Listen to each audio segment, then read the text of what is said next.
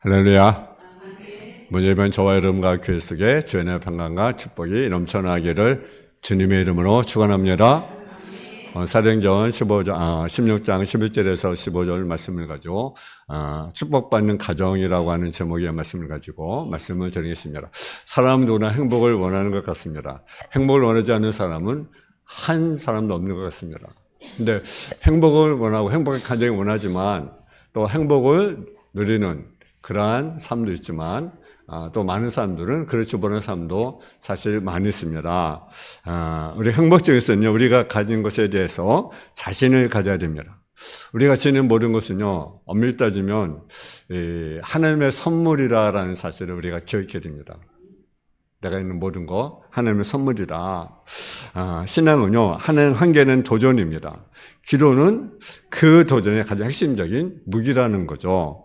좋은 환경이 행복의 전부가 아닙니다. 좋은 환경이 행복의 좋은 조건이 될 수는 있지만 그러나 필요 충분 조건은 아니라는 거죠. 집을 지을 때는요, 뭘 우리가 계획합니까? 설계도를 우리가 만듭니다. 그립니다. 인생의 집도 설계를 그리는 것이 중요합니다. 마음의 감사를 가르치는 사람은요, 행복한 인생을 살아갈 수가 있습니다. 사람의 마음이 기초입니다. 어떤 사람이 귀한 반지를 잃어버렸습니다.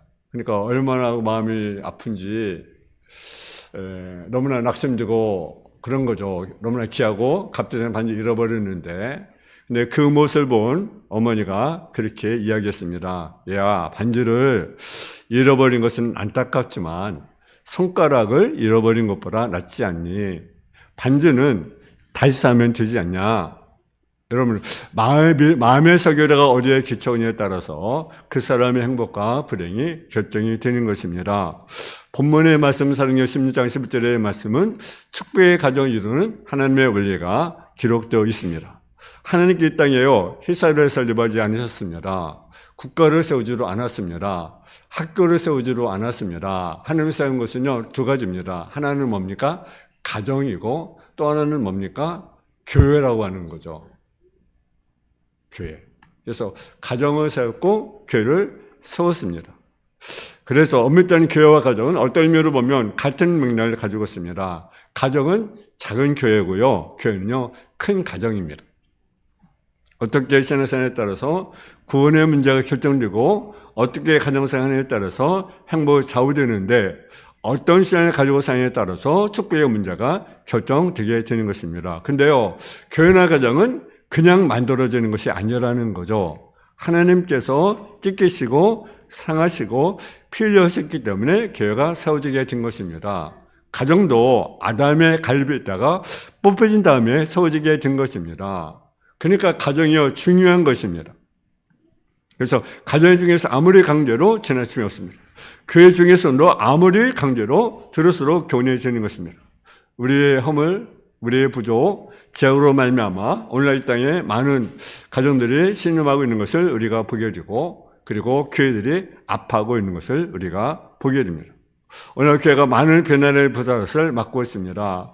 그럼에도 불구하고 가정이 없는 세상, 교회가 없는 세상은 상상할 수가 없는 것입니다. 이것이 무엇이냐 한번 맞춰보시기 바랍니다. 여러분, 이것은 탑인데요, 1930년 이전까지는 세계 최고의 높은 탑이었습니다. 높이가 312m, 여기 들어간 철이 6,300톤, 어마어마한 나사가 쓰여있습니다. 이 탑은 도시 가운데 가장 높은 탑으로 1889년 완공이 되었습니다. 그러나 사람들은요, 이 탑이 도시의 경관을 해친다고 해서 해체하다고 그렇게 이야기하게 되었습니다. 그래서 사람들이 그럼 해체합시다. 그래서 해체를 계획을 이렇게 이제 세운 거죠. 근데 그렇게 하다가 1909년 해체 직전에 이 탑이 무선 전선 안테나 탑으로 아주 적격이라서 해체가 되지 않았습니다. 근데 그 후에 이 탑은 세계적 가장 유명한 탑이 되었고, 그 나라를 찾던 전 세계 관광객들은요, 이 탑 아래 사진을 찍었습니다. 그리고 이 탑을 자랑하게 되었습니다. 이 탑이 그 유명한 18이 에벨탑이라고 하는 탑입니다. 이 탑이요, 에벨이 설계하고 만든 프랑스의 에벨탑입니다. 그 탑의 운명을 보면서 교회가 같은 운명을 가지고 있다고 보았습니다. 가정도 그렇습니다. 교회도 그렇습니다. 수많은 어려움과 고난에 직면했지만 스스로 잘 견면 우리에게 무엇이 옵니까? 소망의 날이 오게 되는 것입니다. 여러분, 에벨탑의 가장 중요한 부분은요, 기초입니다. 그 기초가 지하 12m의 그런 기초가 세워졌습니다. 여러분, 우리도 기초가 어디에 세워져야 됩니까? 말씀 위에 우리가 세워져야 하는 거죠. 말씀. 금요일에도 우리가 일일 운동을 하는데 이제 성경 통독을 합니다. 여러분 신앙 무엇으로 우리가 기초를 세우겠습니까? 말씀으로. 여러분의 가정은 말씀으로. 그래서 금년에 우리가 전 성도가 하면 우리가 한 턱을 내려가더라고요. 뭐 한 턱을 내는 거야 내겠지만 중요한 것은 우리 자신이 이제 말씀. 그래서 우리 전 성도가 이렇게 이제 성경글을 붙였잖아요. 우리가 전 성도가 다 구약, 신약 한독 이상 우리가 할 수 있는 그런 한 해가 되었으면 좋겠습니다. 아멘. 우리 나갑시다. 우리 기초. 여러분 탑이요, 기초를 그 높은 탑도 3m 높은 탑도요. 여러분 100년이 넘었잖아요. 1800년도인데 100년이 넘었어요. 아직도 견고하잖아요. 우리 신앙도 마찬가지입니다. 말씀의 기초를 우리가 세울 때 우리 신앙이 흔들리지 않게 되는 그런 모습이죠. 그렇잖아요. 바울은요, 복음 전파 중에 한 여인의 집에 들어갔는데요. 누디라는 여인의 집입니다. 누디아 온 집안은 예수를 믿게 됩니다. 누디아는 여인은 비단 장사라는 사람인데 예수를 믿고 축복된 가정을 세운 사람이에요. 그럼 누디아는 어떤 면의 가정의 축복을 받게 되었느냐라는 거죠. 첫째는요, 누디아는요, 성실한 사람이었다는 사실이죠. 우리 한번 14절 한번 보겠습니다. 14절 말씀. 시작. 두리아시의 자사의 옷감 장사로서 하나님을 섬기는 누디라는 한 여자가 말을 듣고 있을 때에 주께서 그 마음을 열어 바울의 말을 따르게 하신지라. 아멘. 14절에 보면 앞에 보면 두리아시에 있는 자색 옷감 장사로서, 그는요 자색 옷감 장사했던 사람입니다. 누리아는 이런 뜻은 무엇이냐? 생산이라는 뜻을 가지고 있습니다. 또 다른 성경의 해석은요, 주중간 열심히 장사해서 큰 돈을 번 사람이라고 말을 합니다. 그는 성실한 사람이라는 말입니다. 가족 모두가 성실하게 살면 행복한 가정이 될 수가 있습니다. 주전 8세기에 헤시 오도라고 하는 사람이 있는데, 이 사람은 호모보다 훨씬 이전의 사람인데, 그는 노동한 나다는 책에서 이렇게 얘기했어요. 노동은 신이 우리에게 주신 가장 귀한 선물이다. 여러분, 일하는 것은요 축복이에요. 여러분, 일하고 싶으면 일하지 못하잖아요. 그죠? 얼마나 가슴 아픈 일이겠습니까? 근데 노동은 신이 인간에게 주는 소중한 선물이다. 힘들어 일하고 땀 흘려 일하고 이라는 것은 거룩한 것입니다. 노동은 거룩한 것입니다. 근데 오늘날 사람들이 땀을 일하지 않고 힘든 것은 일하지 않는데 문제가 있습니다.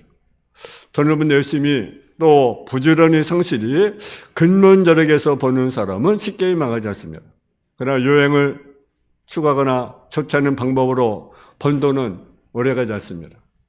사기를 치거나 도둑질하는 돈, 여러분 오래갑니까? 오래가지 못합니다. 성실하고 근면하고 정직한 사람이 좋은 사이, 살기 좋은 사이를 만들게 되는 것입니다. 이런 돈을 벌면요, 버는 것도 중요하지만, 우리가 쓰는 것도 필요하지만, 우리가 우리 마음에 쓰면 안 되고요, 또 베풀어야 돼요. 베풀어야 돼요. 개인적으로 또 어려운 사람을 돕고, 또 교회적으로도 어려운 교회를 돕고, 선을 행하는 그늘들이 쓰여져야 합니다. 우리는 부자일해서 성실하게 가정을 그 돈에 소문난 부자로 만들었습니다. 그리고 현숙한 여인이었습니다. 그럼 누가 현숙한 여인입니까? 잠언 31장 10절에 30절에 보면 현숙한 여인의 특징이 있습니다. 여러 가지가 있는데 하나는 세 가지로 볼 수가 있습니다. 하나는 뭡니까? 그런 자의 남편의 마음은 그를 믿나니 산을 필절하지 아니하겠으며 그런 자는 살아는 그의 남편에게 선을 행하고 악을 행하지 아니합니다. 하나는 뭡니까? 남편이 밀어주고 남편에게 선을 행하는 사람, 그 사람이 현숙한 여인이라는 거죠. 그래서 잠언 31장 13절에 보게 되면 그는 양털과 삶을 구하여 부지런히 선호를 일하며, 그것이 바로 현숙합니다. 또 하나는 뭡니까? 부지런한 자라는 거죠. 부지런한 자. 그래서 그는 간구한 자에게 손을 펴며 공평한 자에게 손을 내밀며, 그래서 가난한 사람을 돕는 거죠. 또 하나는 어떤 자가 현숙합니까? 여호와를 경외한 자가 현숙한 여인이다. 그래서 잠언 31장 30절에 보게 되면 고운 것도 거짓되고 아름다운 것도 되나 오직 여호와를 경외한 여자는 칭찬을 받을 것이다. 여러분, 우리가 어떤 자가 현숙한 자가 되지 않겠습니까? 누대는 정말 잠언 3절 현숙한 여인이었습니다. 두 번째 누대는요, 어울 줄 아는 사람이었다는 사실이죠. 어울 줄 아는 사람. 우리 13절, 14절을 같이 한번 더 봉독하겠습니다. 13절. 우리 13절만 보겠습니다. 13절. 시작.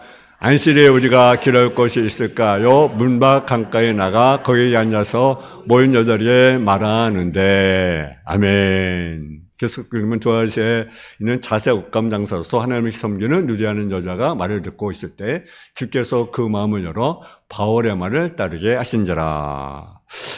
누대하는 사람은요, 어떠냐? 어울지 않은 사람이라고 하는 거죠. 어울지 않은 사람. 기도하러 예배하러 사람들이 모인 장소에 누대하러 거기 참석하게 됩니다. 누대하는요, 그 당시 여성 실업가입니다. 그래서 돈도 많이 벌었습니다. 옷장사로 의상도 고급 옷을 입었을 것입니다. 돈도 많이 벌었습니다.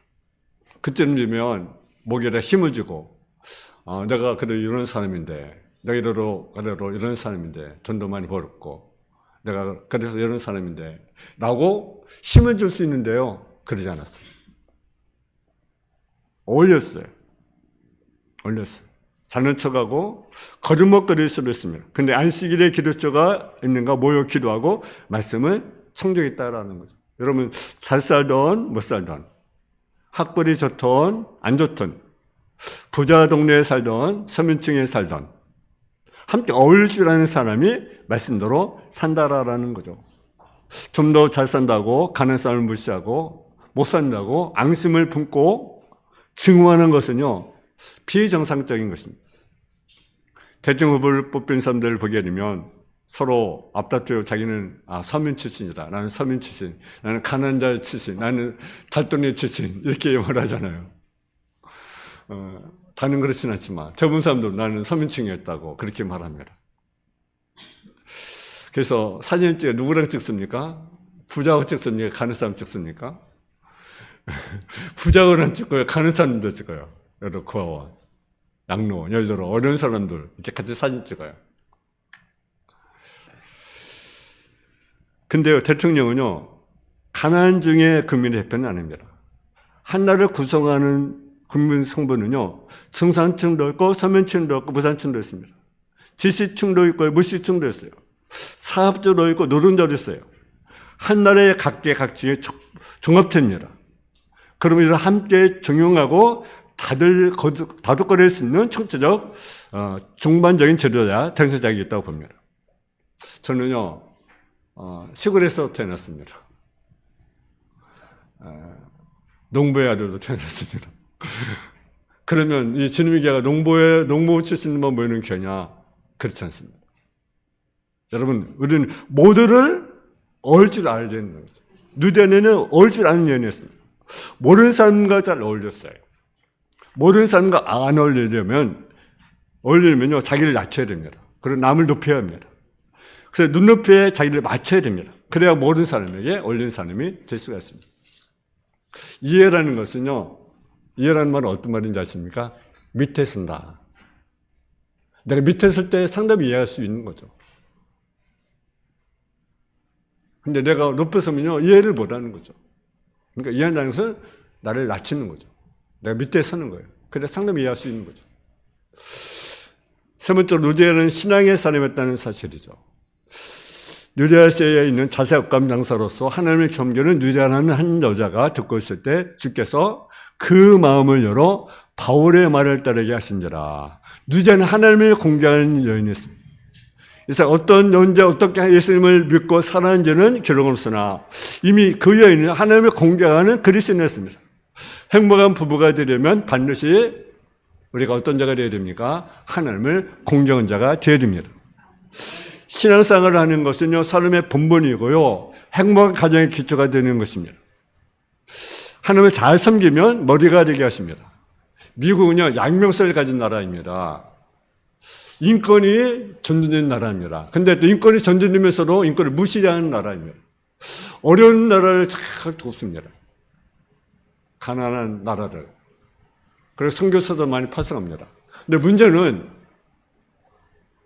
자기 이익에 반하는 사람들은요, 억눌러 버립니다. 미국과 중국 갈등이 왜 그렇습니까? 중국이 올라오니까 그들이 뭉개뜨려고 하는 거죠. 한번 들어가면.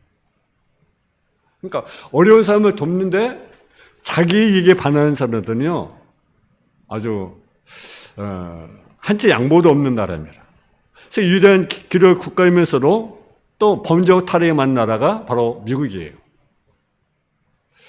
히피족, 성개방, 동성애가 가장 활발한 나라가 미국입니다.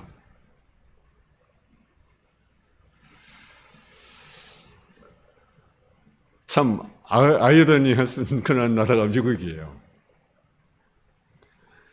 근데 하여튼요, 그 나라는요, 일단 대통령 선서할 때 어디에 선서합니까? 이 성경에 선서합니다. 근데 무시할 수 없는 나라가 미국입니다. 시내뿌리가 있는 나라가 미국입니다. 근데 우리나라는요, 무엇에 기초에 세워져 있습니까? 헌법에 기초에 이 나라에 세워졌다고 말을 합니다. 근데요, 헌법을 없이 유린한 나라가 또 이 나라입니다. 그러니까 대통령 바뀌면 또 바뀌어요. 자꾸 법이 바뀌어요. 그죠? 정권이 바뀌면 자꾸 바뀌어요. 법이. 왜 바뀝니까? 자기 유리하게, 자기 당에 유리하게 그렇게 법을 바꾸는 거죠. 힘 있으면. 그렇잖아요. 그래서 자꾸 뜯어고칩니다. 하나님 성경 공경하는 개인, 가정, 사업자, 국가는 번영하고 축복했습니다. 신명기 18장 1절에 보면 네가 네 하나님 여호와의 말씀을 삼가 듣고 네가 오늘날 네게 명하는 그 모든 명령을 지켜 행하면 네가 여호와께서 너를 세계 모든 민족에 뛰어나게 하실 것이다.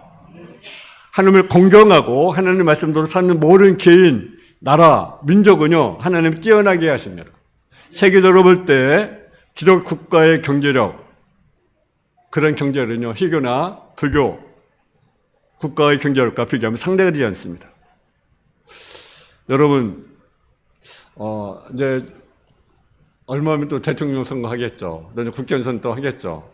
근데 여러분 대통령 선거할 때 국회의원 선거 이런 사람 절대 뽑으면 안 됩니다. 어떤 사람이냐면요, 철권에 자주 가는 사람, 우상 숭배하는 사람, 반신앙적인 언어를 하는 사람, 예를 들어 교회를 없애야 된다. 여러분 국회의원들이 그랬어요. 막 수십 명의 국회의원들이 교회를 없애야 된다. 법으로 이걸 제정해야 된다. 그랬습니다. 전에 대통령이 누구십니까?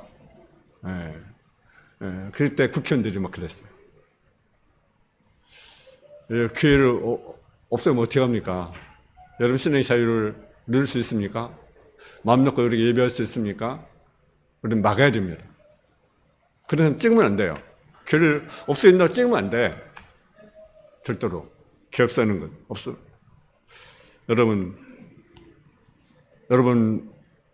우리는 하나님을 공경하는 사람이 되어야 됩니다. 누대는 하나님의 공경한 자였습니다. 그래서 주께서 그 마음을 열어 바울의 말을 따르게 하신지라. 누제는 주의 종 바울의 말씀을 청중했습니다. 바울의 말을 잘 따랐다는 것입니다. 그 여인의 마음을 열고 바울의 말에 대해서 종교했다라는 것입니다. 설교가 무엇입니까? 설교는 설교자 소리를 듣는 것이 아니라 설교는요, 하나님의 복음을 듣는 것이 바로 설교입니다. 아멘. 그래서 요한계시록 2장 되면 성령이 교회 하신 말씀을 들을지어다. 말씀을 들으신 게 우리 열려져야 하는 거죠. 말씀 받으시는 심령의 귀가 열려져야 됩니다. 주여 말씀하옵소서. 내가 듣겠습니다. 주의 말씀을 드려야 됩니다. 여러분 시몬 데려와봐요 이르되 선생님 어디 밤에 떨어질 수가 있어요. 얻는 것이 없지만은 내가 말씀 의지하여 금을 내리이다. 말씀 의지가 의지해야 돼요. 말씀을 읽고 말씀 의지하는 삶을 우리가 살아가야 하나님 그 사람을 축복해 주게 되는 것입니다. 네 번째, 루디아는 함께한 가정이었다는 사실이죠. 우리 한번 15절을 한번 같이 봉독하겠습니다. 15절 말씀. 시작. 그와 그 집이 다 세를 받고 우리에게 청하여 이르되 만일 나를 주미는 자로 알거든 내 집에 요하라 하고 강건하여 머물게 하니라. 아멘. 누된 함께한 가정입니다. 그와 그 집이 뭘 받아서 다 세를 받았고 다 세를 받았어요. 왜 세례라고 표현했을까요? 사도행전 8장 38절에 보게 되면 이에 명하여 세례를 갖추고 빌립과 네스가 둘 다 물에서 내려와 빌립이 세례를 베풀고 에리오파 장관이 빌립 전도에서 현장에서 예수를 믿고 물에 들어가 세례를 받았습니다. 세례 성경 표현은요 침례입니다. 예수님께서 세례 받으실 때 물에서 올라오셨습니다. 그래서 마태복음 3장 16절을 보게 되면 예수께서 세례를 받으시고 곧 물에서 올라오실 때 하늘이 열리고 하나님의 성령이 비둘기같이 자기 위에 임하심을 보시더니 성이 비둘기같이 임했습니다. 곧 물에서 올라오실 때 하늘이 갈라짐과 성이 비둘기같이 자기의 내리심을 보시더니 마가복음 1장 10절 말씀. 그러므로 우리가 그의 죽으신 아빠여 세례 받음으로 그와 함께 장사되니 이는 아버지의 영광으로 말미암아 그리스도 죽은 자 가운데 살리신 같이 또한 새 생명 가운데 행하게 하려 하십니다. 예수님이 물속에 들어갔습니다. 물속에 들어갔다가 물속에서 나오셨습니다. 이것은 장사되었다고 보란다는 의미인 것입니다. 그래서 고린도서 2장 12절에 보면 너희가 세례로 그래서 함께 장사되고 또 죽은 자 가운데서 그를 일으키신 하나님의 역사를 믿음으로 말미암아 그 안에서 함께 일으킴을 받으니라. 오늘 본문의 말씀에 보게 되면 그 집안 사람이 다 뭘 받았습니까? 세례를 받았다고 말씀하고 있습니다. 이 세례는요, 예수를 구주로 믿는 사람이 다 이의식을 받는 것입니다. 그래서 죄에 대해 죽고 의에 대하여 그리고 사는 역사. 그래서 루디아 집안 사람들이요, 다 예수를 믿었습니다. 그리고 다 세례를 받았습니다. 여러분, 우리는요, 함께한 가정이 되어야 됩니다. 함께한 가정. 함께한 가정. 그 미래학자들의 말을 들어보면 그 미래는 5가지 특징이 있다는 거죠. 하나는 신세대 혁명용으로 바뀌게 될 것이다, 인간이. 두 번째, 가속적 변화가 일어날 것이다. 세 번째는 기술산업혁명이 일어날 것이다. 네 번째는 최첨단 정보 사회가 되어질 것이다. 다섯째는 새로운 우주공간이 형성될 것이다. 그 21세기는 신세대가 등장하는데 그들 특징이 이렇습니다. 하나는 뭔가 개인주의라는 거예요. 개인주의. 오직 자기 중심이에요. 자기 중심. 그래서 이제 개인주의 얼마나 그 판을치는지 모릅니다. 개인주의. 자신의 삶을 존중해서 결혼했어도 부부간에 서로 침해받기를 거부합니다. 그래서 이런 사람들을 갖게 뭔가 팅크족이라고 말합니다. 팅크족은 어떤 의미입니까? 시음은 배가 되고 아이는 갖지 않는 거죠. 요즘 젊은 사람들이요, 아이를 안 가지려고 합니다. 참 가슴 아픈 일이 아니었었어요. 그죠? 우리나라뿐만 아니라 세계가 그렇습니다. 아이를 안 가지려고 해요. 개인주의. 두 번째는 흥미 본인이라는 거죠. 흥미. 그래서 먹고 마시고 놀고 즐겁고 심지어는 용돈 때문에 사람을 죽이고 영비 때문에 강도질까지 하는, 어제 그리스도는 먹고 마시고 죽이는 일에 초점이 있는 거죠.